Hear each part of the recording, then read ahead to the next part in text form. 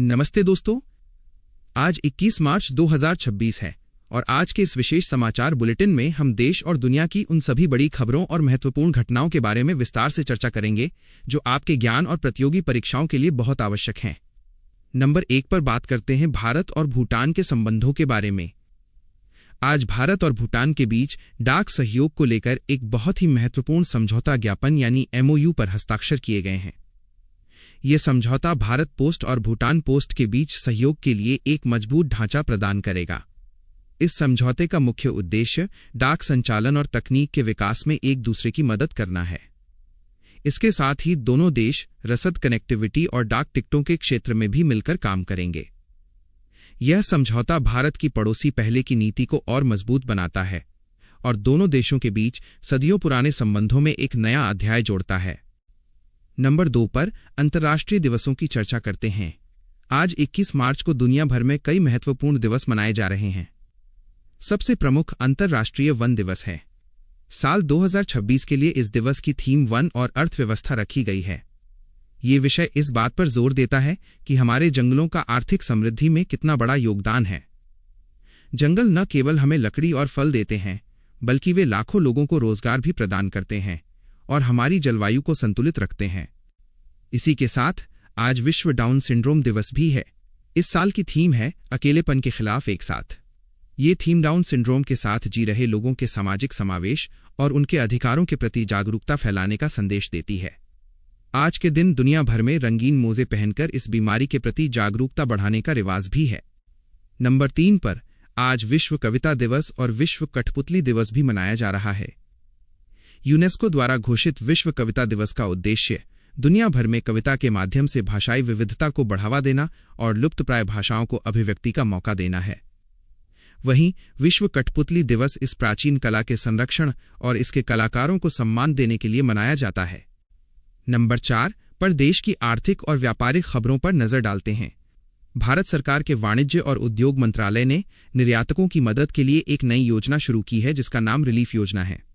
यह योजना उन भारतीय निर्यातकों को सहायता प्रदान करेगी जो पश्चिम एशिया में चल रहे संघर्ष के कारण प्रभावित हुए हैं।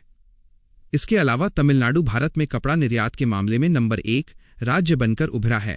ताज़ा आंकड़ों के अनुसार भारत के कुल कपड़ा निर्यात में तमिलनाडु की हिस्सेदारी लगभग 22% रही है। ये राज्य के औद्योगिक विकास के लिए एक बहुत बड़ी उपलब्धि है। Subscribe the channel.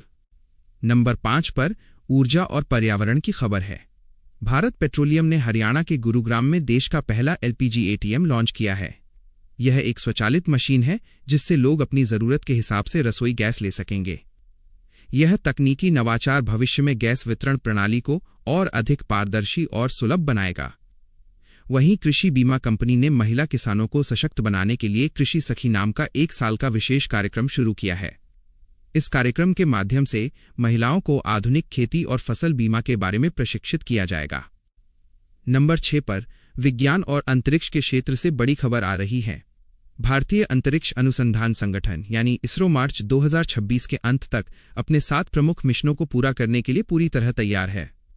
इसमें सबसे महत्वपूर्ण गगनयान मिशन का पहला मानवरहित परीक्षण यानी G1 मिशन है। इस मिशन में व्योममित्र नाम का एक रोबोट अंतरिक्ष में भेजा जाएगा। यह मिशन भारत के मानव अंतरिक्ष उड़ान कार्यक्रम की दिशा में सबसे बड़ा कदम है।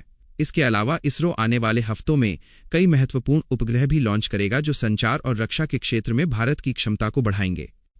नंबर 7 पर अंतर्राष्ट्रीय राजनीति की बात करें तो भारत ने सिंधु जल संधि को फिलहाल निलंबित रखने का बड़ा फैसला किया है। भारत का कहना है कि जब तक पाकिस्तान आतंकवाद के खिलाफ ठोस कदम नहीं उठाता तब तक जल साझा करने की व्यवस्था पर चर्चा करना संभव नहीं होगा। यह बयान भारत की विदेश नीति में एक कड़ा रुख दर्शाता है। वहीं पश्चिम एशिया में तनाव और बढ़ गया है क्योंकि इजरायल और ईरान के बीच संघर्ष के कारण अंतर्राष्ट्रीय स्तर पर चिंता बनी हुई है।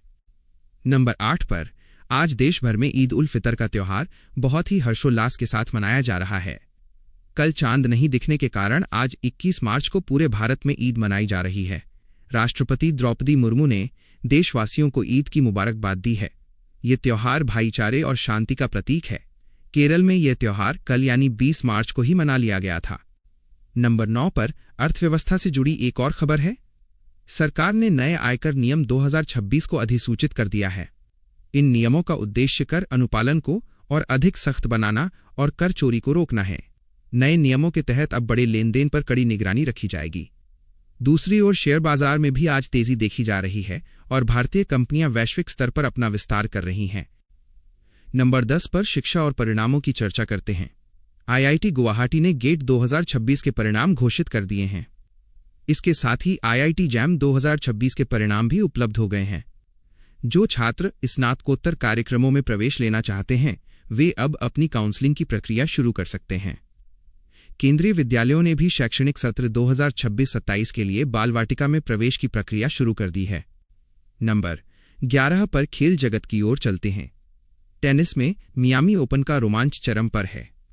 दुनिया के नंबर 1 खिलाड़ी कार्लोस अल्कराज ने अपना पहला मैच जीतकर तीसरे दौर में प्रवेश कर लिया है। उन्होंने ब्राजील के उभरते हुए खिलाड़ी जोआओ फोंसेका को सीधे सेटों में हराया। महिलाओं में आर्यना सबालेंका ने भी अपनी जीत के साथ खिताब बचाने के अभियान की शानदार शुरुआत की है।